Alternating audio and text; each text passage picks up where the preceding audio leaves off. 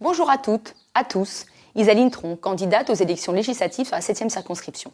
Je voudrais aujourd'hui axer mon propos sur les abus et les limites de la démocratie dans laquelle nous évoluons. Pourquoi devrions-nous accepter davantage inacceptable ? À qui profite cette médiocratie ? À qui profitent ces abus sur fonds publics, au détriment des petits, des vulnérables, des citoyens ? Comment concevoir davantage qu'un auteur de harcèlement sexuel condamné ose encore se présenter à des élections ? Comment concevoir également qu'un employeur condamné pour faillite personnelle, interdiction de gérer une société privée et par voie de conséquence ne peut pas se voir confier la gestion des affaires publiques, puisse encore se présenter à des élections ? Et pourtant, c'est bien le système que l'on nous impose aujourd'hui. Alors forcément, les citoyens qui s'engagent contre ce système, ça dérange. Nous disons stop à ce système de complaisance. Les arrangements entre élus, condamnés et peu regardants sur l'éthique, peu regardants également sur les compétences nécessaires pour occuper les fonctions de députés se multiplient. Ils le font même à la vue de tous, tellement cela leur semble normal et qu'ils s'y sentent autorisés. Très attachés au respect des droits, à la dignité de chacun d'entre nous. En tant que juriste, je lutterai contre cette médiocratie. Notre pays aux principes fondamentaux tels que liberté, égalité, fraternité, le respect de la dignité humaine souffre de nombreuses atteintes. Nous devons, nous, citoyens, nous mobiliser pour les défendre.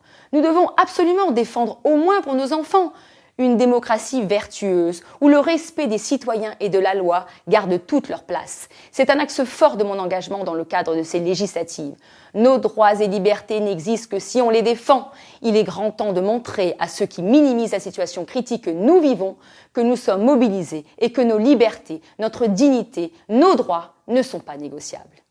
Il est également indispensable de lutter contre le harcèlement et contre toute forme de violence.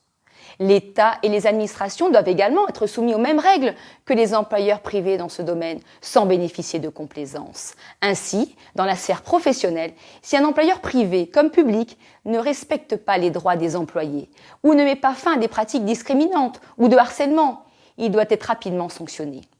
Toutes les victimes doivent bénéficier d'une protection des autorités publiques, car tous les citoyens n'ont pas les moyens financiers de payer des frais d'avocat, des frais de procédure à rallonge pour faire valoir leurs droits.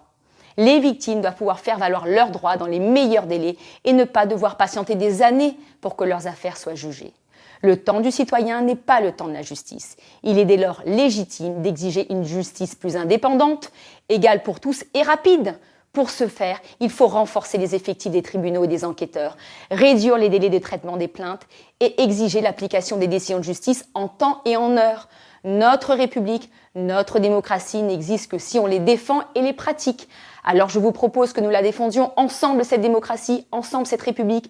Sensibilisons chaque citoyen que nous connaissons, partageons cette vidéo et les 12 et 19 juin 2022, votons tous ensemble pour l'énergie citoyenne en action, votons Isaline Tron.